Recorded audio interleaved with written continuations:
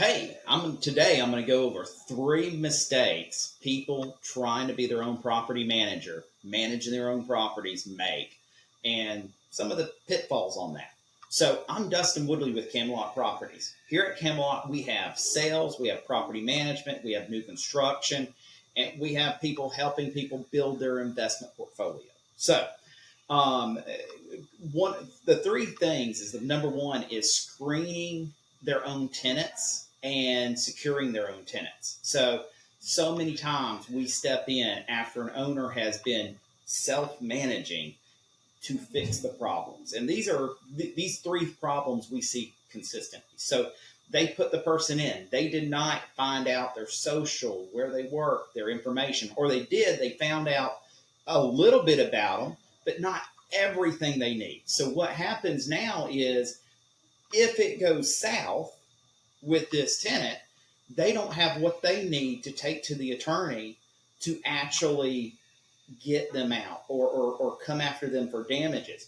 And in that same thing, you don't know how many times we've seen people secure their own tenant and not actually have a lease. No lease. Well, what is it? Well, I recently had a guy we're sort of helping out. They had an invoice, not a lease, an invoice. I mean, they had no rules.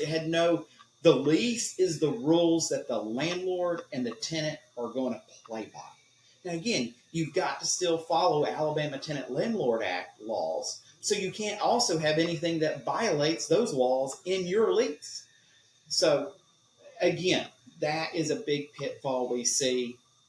We follow the letter of the law and everything to follow. Okay. The third thing is letting tenants do repairs in lieu of rent. I'm going to go ahead and tell you, so many times we've taken over and the owner's gone, no, they fixed that plumbing issue, and we'll go, these pipes are 20 years old. This has never been touched, or this was fixed with duct tape, and someone had fixed the under sink, the P-trap, with duct tape. Now I'm going to go ahead and tell you, duct tape leaks. It's not permanent. And so their hole under the cabinet was rotted out. So letting tenants do their own repairs in lieu of rent, bad idea. Guess what? They're short. There's now a problem with the house. There's always going to be a problem with the house because they can save some money. Okay. The other thing is, if you do hire a property manager, don't sever contact. You need to say, contact them for any maintenance report, any problems. Let the landlord, the property manager, be the property manager. Don't try to hire them, but then don't let them do their job. So many times. So then the tenant goes, well, I talked to Billy Bob, and Billy Bob said that I didn't have to pay rent until the 10th. Well, let us do our job. We're a company. We're running it like a company, and we're going to handle it. Now, we're going to show grace when grace needs to be shown. But it doesn't mean what you end up with is the owner with a bleeding heart. And the owner gives this and gives that.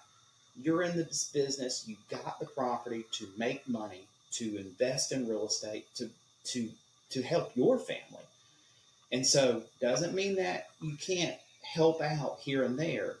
But the thing is you have an owner that then's talking to a tenant and bypassing the landlord, and that landlord is going to follow the laws of the land, the Alabama Tenant Landlord Act. They're going to follow everything that needs to handle. They're going to follow the lease to what the lease says. You may be violating. You may be saying something or giving it something that violates that. So anyways, again, I'm Dustin Woodley with Camelot Properties. We would love to have a conversation with you if you're looking to buy your personal residence, buy an investment property, sell any of those. You need property management experience. You're looking for anything. Check out my last video on bond for title, how to maximize the interest rates and everything. That if you have this amazing 3 or 4 or 5% interest rate to today's interest rates. So anyways, again, Dustin Woodley with Camelot Properties would love to talk with you. Text, call, email. Let's talk real estate.